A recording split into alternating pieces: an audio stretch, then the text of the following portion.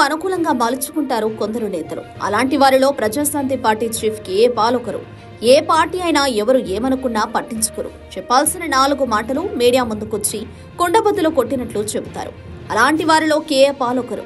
Paul చెవిలో పడిన వార్త ఏమిటో తెలియదు కానీ deputy CM Pawan Kalyan megastar చిరంజీవిపై దుమ్మెత్తిపోశారు.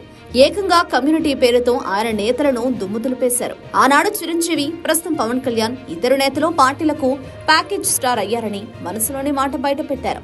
సిగ్గులేని వాళ్లు డిప్యూటీ సీఎం గారి తాలూకా అని బోర్డు పెట్టుకుంటారని మండిపడ్డారు. ప్రధాని మోదీ ఏపీ టూర్ కి వచ్చినప్పుడు పవన్ కళ్యాణ్ కు మద్దతుగా స్లోగన్స్ చేయాలంటూ మెసేజ్లు చేపిస్తున్నారని మండిపడ్డారు. ఆవేశంలో మాట్లాడిన కేఏ పాల్ కావాలంటే తన పార్టీలో జాయిన్ కావాలని సూచన చేశారు. పదవి రాలేదని ప్రధాని కాళ్లపై పడుతున్నారని తెలియజేశారు పాల్. ఇదే క్రమంలో మరో మాట చెప్పారు ఆయన. సీఎం చంద్రబాబు తన కొడుకును ముఖ్యమంత్రి చేయాలని భావిస్తున్నారు. అదే సమయంలో తన తప్పులను చంద్రబాబు మీదకు నెట్టేసి 2029లో సీఎం కావాలని పవన్ కళ్యాణ్ ప్లాన్ చేస్తున్నారంటూ కీలక వ్యాఖ్యలు చేశారు. కేవలం పదవుల కోసమే తప్ప రాష్ట్రాన్ని బాగు చేయాలనే ఆలోచన నేతలకు ఉన్నట్లు కనిపించలేదన్నారు. ఆవేదన వ్యక్తం చేశారు ప్రజాశాంతి చీఫ్. హోదా విషయాన్ని ఎందుకు అడగడం లేదని సూటిగా ప్రశ్నించారు. ఒకప్పుడు కాంగ్రెస్ కు చిరంజీవి అమ్ముడుపోగా ఇప్పుడేమో బీజేపీ వంతైందంటూ సంచలన వ్యాఖ్యలు చేశారు.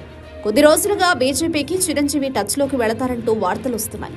బీజేపీ హైకమాండ్ కు ఆయన దగ్గరగా ఉన్నట్టు వార్తలు లేకపోలేదు. ఈ క్రమంలో పాల్ చేసిన వ్యాఖ్యలు రాజకీయ పార్టీలు దుమారం రేపుతున్నాయి. ఆవేశంలో కేఏ పాల్ మాట్లాడినా కొన్ని నిజాలు మాత్రం బయట పెడతారని అంటున్న నేతలు సైతం లేకపోలేదు.